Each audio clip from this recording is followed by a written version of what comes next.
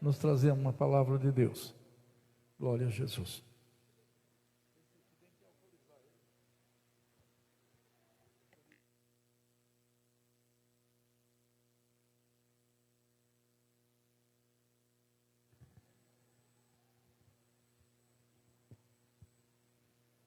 Glória a Deus.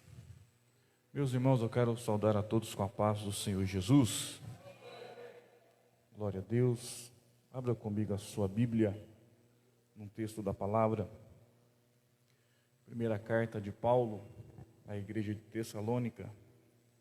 Primeira epístola do apóstolo Paulo aos Tessalonicenses, capítulo 1. Glória a Deus. Capítulo 1 da carta que Paulo escreve aos Tessalonicenses. Vamos ler a partir do versículo 2. Glória a Deus. Carta de Paulo, a primeira carta aos Tessalonicenses, capítulo 1, versículo 2. Glória a Deus. Quem achou, diga amém. Diz assim a palavra do nosso Deus: sempre damos graças a Deus por vós todos, fazendo menção de vós em nossas orações, lembrando-nos sem cessar da obra da vossa fé, do trabalho do amor e da paciência da esperança em nosso Senhor Jesus Cristo diante de nosso Deus e Pai, sabendo, amados irmãos, que a vossa eleição é de Deus. Porque o nosso evangelho não foi a vós somente em palavras, mas também em poder e no Espírito Santo, e em muita certeza, como bem sabeis, quais fomos entre vós por amor de vós. E vós fostes feitos nossos imitadores e do Senhor, recebendo a palavra em muita tribulação com gozo do Espírito Santo, de maneira que fostes exemplo para todos os fiéis na Macedônia e Acaia, porque por vós soou a palavra do Senhor, não somente na Macedônia e Acaia, mas também em todos os lugares. A vossa fé para com Deus se espalhou, de tal maneira que já dela não temos necessidade de falar coisa alguma, porque eles mesmos anunciam de nós qual a entrada que tivemos para convosco, e como dos ídolos vos convertestes a Deus para servir o Deus vivo e verdadeiro. 10. E esperar dos céus o seu Filho, a quem ressuscitou dentre os mortos, a saber, Jesus, que nos livra da ira futura. Amém, meus irmãos? Eu vou ser bem rápido, mas eu preciso da sua atenção nesse momento. Nós estamos no nosso primeiro culto de ensinamento, de celebração da palavra, nesta noite de quarta. E eu preciso da sua atenção para que você compreenda algo que o Senhor colocou no meu coração. Para que possamos compreender esse texto da primeira carta que Paulo escreve à igreja em Tessalônica, eu preciso voltar com vocês para Atos dos Apóstolos, no capítulo 17, aonde Paulo, diante da sua segunda viagem missionária, ele passa por algumas cidades e tem o objetivo de se instalar por um período de tempo em Tessalônica. Paulo tinha por costume procurar as grandes cidades, as cidades metrópoles, porque Paulo entendia que, fazendo assim, o evangelho poderia se espalhar de uma forma mais rápida e mais produtiva, alcançando então o maior número de pessoas. Paulo, ele fica em Tessalônica por 3 sábados. E Paulo, ele chegando em Tessalônica, ele vai fazer uma análise da cidade, porque Paulo também tinha por costume procurar um lugar onde ele poderia pregar o evangelho, onde ele poderia instalar-se para pregar a mensagem, começando então o seu trabalho de evangelização. Paulo faz isso em Tessalônica, meus irmãos, porque capítulo 17 de Atos diz que Paulo chega lá, ele vai ficar 3 sábados pregando na sinagoga dos judeus. Quando você começa a ler, depois eu peço para que você leia em casa o capítulo 17 de Atos dos Apóstolos, para que você possa entender por que Paulo escreve essa primeira carta à igreja de Tessalônica. Paulo, chegando lá, ele fica por 3 sábados pregando a palavra.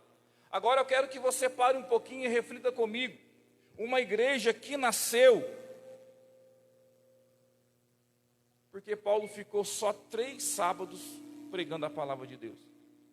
Uma igreja que nasce e se torna modelo e se torna exemplo, porque Paulo, o homem cheio do Espírito Santo, ele vai ficar 3 sábados pregando a palavra. E se você for olhar o texto, vai nos dizer que Paulo, ele disputa com os judeus, ele disputa com aqueles que estavam na sinagoga acerca da palavra.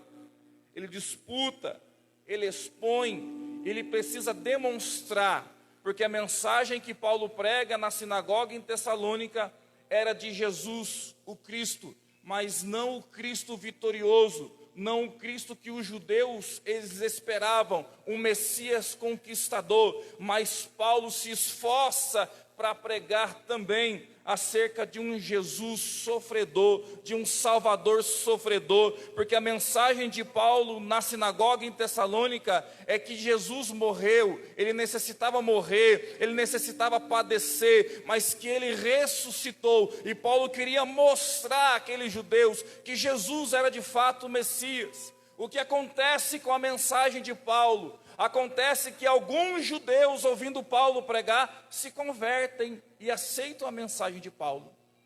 Somente alguns judeus. Mas o texto também vai nos dizer que uma grande multidão de gregos religiosos aceitam a mensagem do Evangelho. E muitas mulheres distintas da alta sociedade, nascendo então em Tessalônica uma igreja, não na sua maioria composta por judeus, mas por gentios, por gregos, por pessoas que não tinham muito contato com o judaísmo, mas que aceitou a mensagem de Paulo, porque Paulo no capítulo 1, versículo 5 da sua primeira carta vai dizer que o evangelho que ele prega em Tessalônica não foi somente o evangelho feito apenas de intelectualidade humana, mas Paulo, cheio da graça, da presença e da unção do Espírito Santo, expõe com eficácia a mensagem do evangelho e nasce uma grande igreja naquela cidade.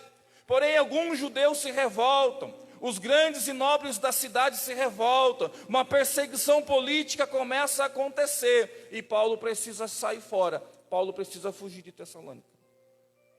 Paulo vai para Bereia, depois Paulo vai para Atenas, Paulo chega em Corinto, mas a igreja está plantada em Tessalônica, a igreja está instituída em Tessalônica, a igreja começou a crescer em Tessalônica. Paulo vai mandar Timóteo, seu filho na fé, para ficar um período de tempo em Tessalônica, para saber como é que estava a situação lá. Timóteo chega, prega uma mensagem de exortação, prega uma mensagem de ânimo, coleta informações, chega até Paulo e diz: Paulo, a igreja está uma bênção. Paulo, os irmãos de Tessalônica, eles compreenderam a mensagem do evangelho.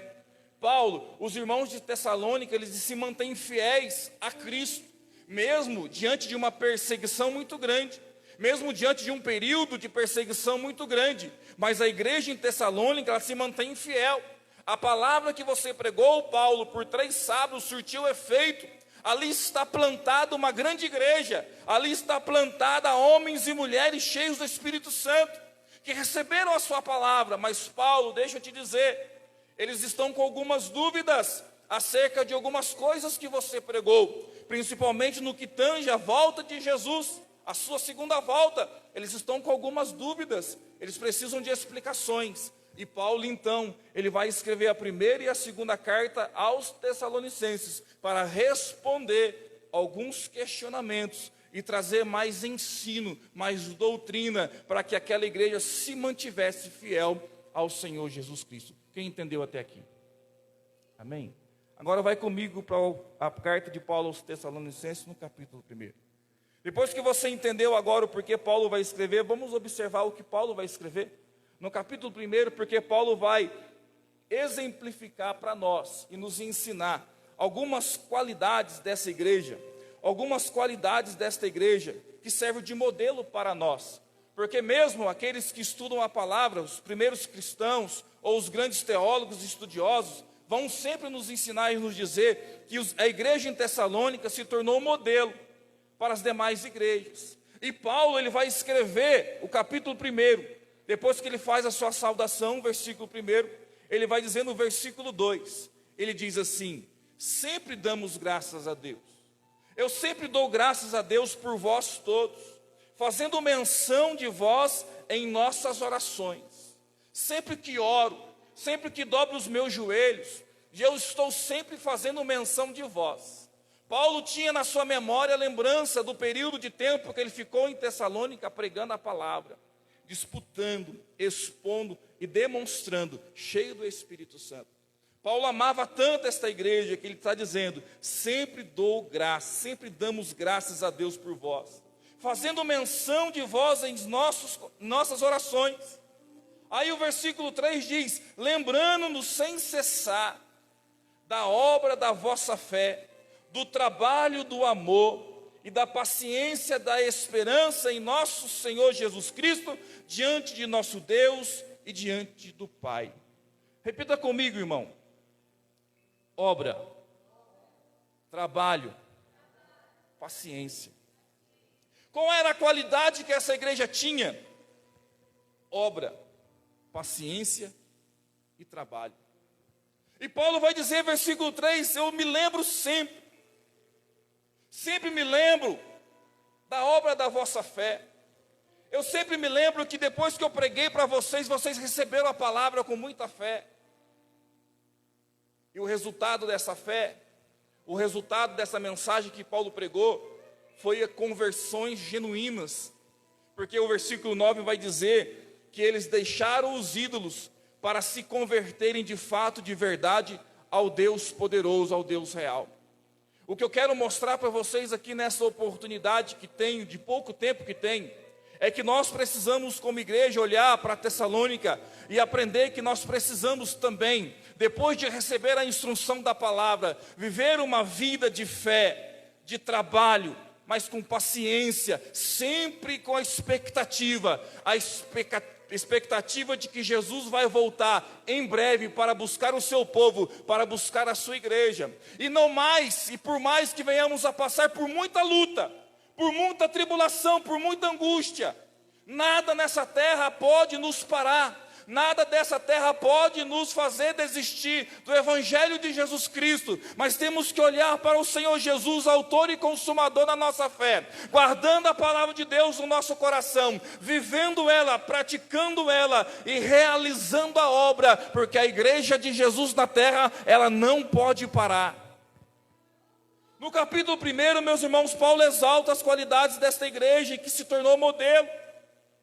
Quando ele fala, lembrando-nos, Paulo tem uma vívida lembrança da excelência espiritual daqueles irmãos em Tessalônica, porque houve conversão verdadeira, porque houve conversão genuína. E Paulo, quando recebe a notícia de Timóteo, de que aqueles irmãos estavam perseverando, Paulo vai escrever essa carta, e ele vai lembrar como a fé daqueles irmãos era uma fé verdadeira, como a fé daquele povo era uma fé contagiante, como a fé daquele povo era uma fé que nos mostrava algo extraordinário, uma fé vívida, uma espiritualidade excelente. E Paulo fala aqui de 3 palavras: ele fala de fé, ele fala de caridade, ele fala de esperança. E como eles estavam profundamente arraigados em Cristo, porque ele diz assim, da esperança em nosso Senhor Jesus Cristo, a fé que eles tinham, o trabalho que eles tinham e a paciência que eles tinham só era possível porque eles estavam profundamente arraigados na expectativa de que Jesus voltaria logo. Porque eles estavam arraigados nos seus corações na expectativa de que Jesus iria voltar para buscá-los. E essa fé produz então um verdadeiro arrependimento e vai produzir serviço nessa igreja.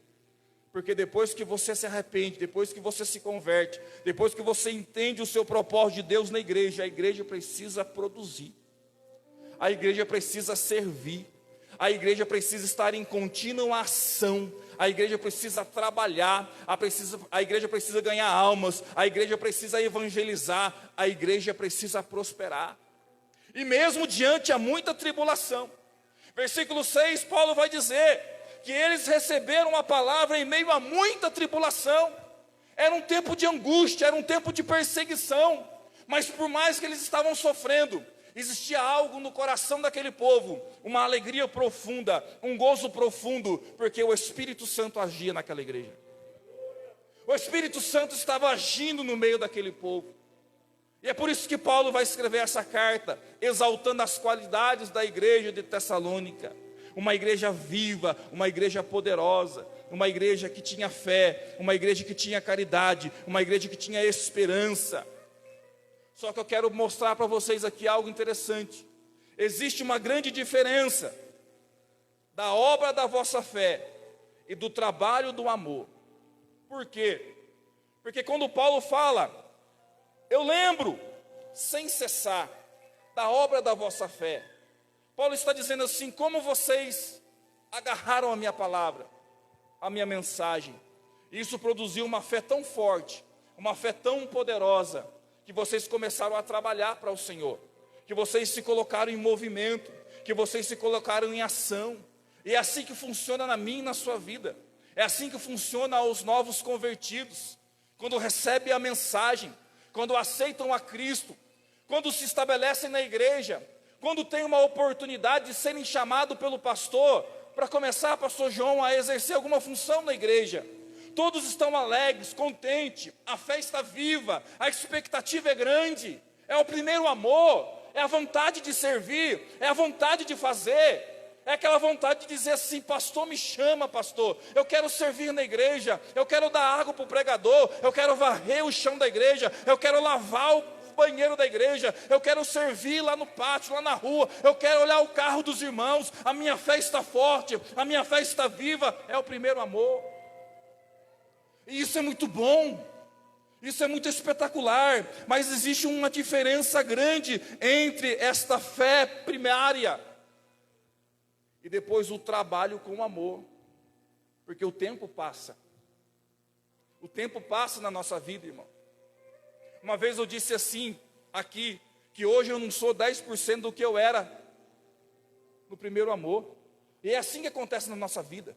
No nosso primeiro amor a gente não tem dificuldade para nada, mas o tempo passa, vem dificuldade, vem luta, vem angústia, vem tribulação, vem problema financeiro, vem problema com a família, vem problema em casa, vem problema dentro da igreja, e a nossa fé vai se esvaindo, a nossa fé vai diminuindo, a nossa expectativa vai indo embora, a gente já não quer mais estar em todos os cultos, a gente já não quer mais fazer a obra de Deus como antigamente, a gente já não quer mais orar, a gente já não quer mais ler a Bíblia, a gente já não quer mais jejuar, a gente já não quer mais fazer como fazíamos no primeiro amor, quando recebemos a palavra, porque passou o tempo e a luta veio. Isso é normal no ser humano, só que nós precisamos avançar, nós precisamos subir o nosso nível, nós precisamos entender que isso é normal, e Paulo está escrevendo para esta igreja, entendendo que esta igreja estava passando de fase, com excelência, e detalhe, uma igreja nova, uma igreja muito nova, eles não tinham 2 anos de igreja formada, porque quando Paulo prega em Tessalônica, Atos 17, era ano 49, e existia um decreto, foi esse decreto que fez Paulo ser expulso de lá. Paulo vai escrever a sua primeira carta no ano 51, então entenda, mais ou menos 1 ano e pouco, no mais tardar, 2 anos de igreja, mas era uma igreja madura, era uma igreja que tinha qualidade de uma igreja madura, tinha graça, tinha obra, tinha paciência. Então não é o tempo de igreja, mas é a sua qualidade como cristão verdadeiro, depois que você recebe a mensagem da palavra. Às vezes a gente fica observando, e até o pastor deve ficar muito triste, porque começa a olhar para muitos cristãos de hoje, que tem anos de igreja, 5, 10, 15, 20, 30 anos, e não é maduro, e não consegue passar da fase,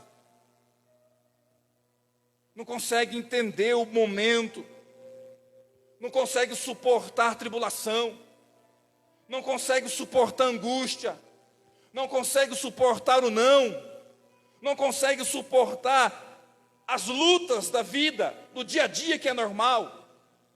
Já estamos na igreja há muito tempo, e a pergunta que eu faço é, o que é que nós estamos fazendo aqui? Porque Paulo está dizendo: vocês estão recebendo a palavra, e vocês já estão com essa qualidade, vocês já estão maduros, passando por sofrimento, passando por peleja, passando por dificuldades. Mas vocês amam a obra de Deus. Mas vocês têm prazer em estar fazendo a obra de Deus, porque existe um contraste grande entre obra e trabalho. A obra pode ser agradável e estimulante, a fé é primária, o primeiro amor. Mas entenda algo interessante aqui, irmão: o trabalho muitas vezes pode chegar a dar fadiga, cansaço, pode fazer a gente sentir dor. É quando você sobe um nível e você passa a dizer assim: eu amo fazer a obra de Deus. Eu amo fazer a obra de Deus. Eu não estou aqui para aparecer. Eu não estou aqui porque eu estou emocionado no primeiro amor e preciso estar em evidência. Eu preciso aparecer. Eu preciso do terno bonito. Eu preciso do sapato brilhante. Não! Passou o tempo, você venceu a luta, você venceu a dificuldade na casa, você venceu a dificuldade no trabalho, você venceu a dificuldade na igreja, e agora você faz a obra porque você ama fazer a obra. E quando você ama fazer a obra, você sente dor, você sente angústia, você sofre, você chora. Você quer vir na igreja não porque você precisa, não, é porque você ama estar na igreja. Você precisa estar na igreja, você ama ouvir a palavra de Deus. Uma igreja de 2 anos, irmãos, uma igreja de 2 anos. Paulo está dizendo: eu estou me lembrando sem cessar da obra da vossa fé, do trabalho, do amor. Vocês amam fazer a obra. Mas a pergunta é: o que motivava os tessalonicenses a fazer a obra? O que motivava essa igreja a se tornar modelo? O que eles esperavam? Qual era a expectativa deles neste momento, meus irmãos? Diferente das nossas expectativas, diferente das nossas motivações. O que motivava essa igreja, o que fazia essa igreja amar a obra, o que fazia esses crentes permanecerem fiéis, era a expectativa que eles tinham em seus corações, de que a qualquer momento, o Cristo, o Jesus, o Salvador, o Criador, pudesse arrancá-los dessa terra. Eu sei que é difícil dar glória, irmão, porque a nossa motivação é diferente hoje. Eu sei, antigamente, eu não sou de antigamente, mas o pastor João é. Pode perguntar para ele. Num culto, onde o pregador, vamos dizer, o mais sem instrução, ao abrir da Bíblia e dizer à igreja: meus irmãos, Jesus está voltando. Não é esse o barulho que acontecia, irmão. Quando um pregador, por mais simples que fosse, dizia: meus irmãos, Jesus ele está voltando. É essa a nossa expectativa. Jesus ele está voltando. A igreja explodia no glória, a igreja explodia no aleluia, a igreja explodia em língua estranha. Havia manifestação do Espírito Santo. Sabe por quê? Porque por mais que estivessem passando lutas e dificuldade, a expectativa arraigada no coração dessa igreja era de que Jesus poderia voltar e arrancá-los dessa terra a qualquer momento. Era um amor pela obra. Era um amor pela obra. Então sobe, vira a chave na mente, se aprofunda mais no relacionamento. É isso que Jesus quer mostrar para nós. Com essa situação que o mundo vive, é momento de se aprofundar no relacionamento, é momento de amar a obra, e não só fazer a obra, mas amar a obra, sofrer pela obra, com paciência, porque a expectativa é Jesus. O foco, meus irmãos, desta igreja era Jesus. Tudo o que eles faziam era porque eles estavam olhando para Jesus. Não tinha vaidade humana, mas era Jesus. E Paulo vai dizer, vou acabar, Paulo vai dizer, só era possível isso. Só foi possível isso para esta igreja, porque Paulo pregou com unção, com graça do Espírito Santo. Paulo sabia que não era a inteligência dele, não era a intelectualidade dele, mas precisava da ação do Espírito, precisava do Espírito Santo tocar no coração, porque eu posso pregar bonito aqui, eu posso falar língua aqui, eu posso fazer um monte de coisa aqui, mas se o Espírito Santo não for aí, de entrar no seu coração, tocar na sua mente, mudar alguma coisa aí dentro, nada vai acontecer. Paulo está dizendo assim, porque o nosso evangelho não foi a voz somente em palavras, mas também em poder e no Espírito Santo. E ele tinha muita certeza, porque ele sabia, porque mudou, aconteceu alguma coisa, que a igreja se converteu de verdade.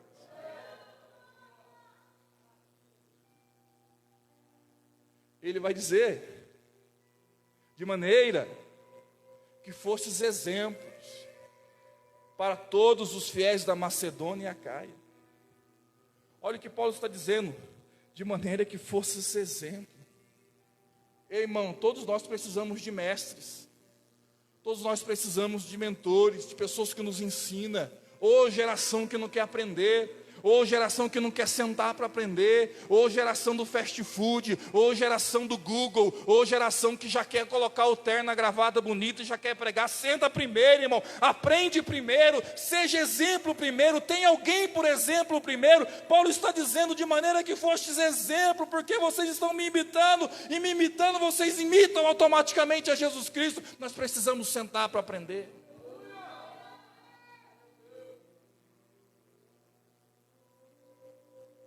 Depois que você aprender da palavra, irmão, acabou. Depois que você aprender da palavra, prega ela, anuncia ela, porque essa igreja se tornou exemplo e modelo, porque depois que aprenderam de Paulo, agora pensa num Paulo cheio, pensa num Paulo que forma uma igreja exemplo em 3 sábados. Uma igreja se torna modelo em 3 sábados de pregação de Paulo. Eu não sei se ele ficou o dia inteiro pregando, mas em 3 sábados ele formou uma igreja madura.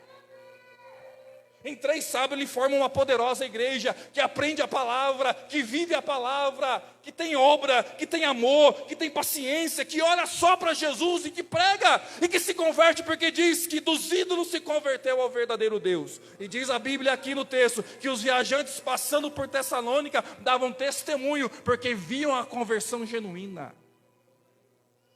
Se coloca de pé, irmãos. Vamos orar para que Jesus nos desperte, já que a oração da nossa quarta-feira é a oração do avivamento. Vamos pedir para que Jesus nos avive de verdade, para que as nossas expectativas venham ser trocadas, e passemos a olhar mais para o céu e menos para a terra, porque Jesus está dando os seus sinais de que Ele vai voltar. Ele precisa de uma igreja cheia, que tenha trabalho, que tenha amor, que tenha paciência, que tenha exemplo, que pregue, que evangelize, que se converta de verdade, para que Jesus possa nos usar e fazer desta igreja um exemplo para esta cidade, para esse estado, para esta nação, para este planeta. Feche os seus olhos. Senhor Deus, muito obrigado. Mais uma vez o Senhor nos conceder a oportunidade nesta noite de falar da Tua palavra, Senhor. Meu Deus, que essa rápida palavra fique guardada no coração dos Teus filhos, Senhor. Meu Deus, fervendo dentro dos nossos corações. Na nossa mente, Senhor, possamos entender, Pai, que o Senhor tem um propósito especial para nós nesta noite. A Deus, faz um milagre em nosso meio, aviva a Tua obra, Pai querido. Derrama, Jesus, o Teu Espírito Santo sobre os Teus filhos e sobre a Tua igreja. Que a palavra ministrada possa entrar dentro do nosso coração e surtir efeitos, Senhor, para que possamos de fato, de verdade, Senhor da glória, ganharmos almas para Ti e crescermos com saúde na expectativa de que o Senhor vai voltar brevemente para buscar o seu povo. Nós oramos nesta oportunidade, Senhor, e desde já agradecemos a Ti, em nome de Jesus. Que Deus abençoe os irmãos, em nome de Jesus.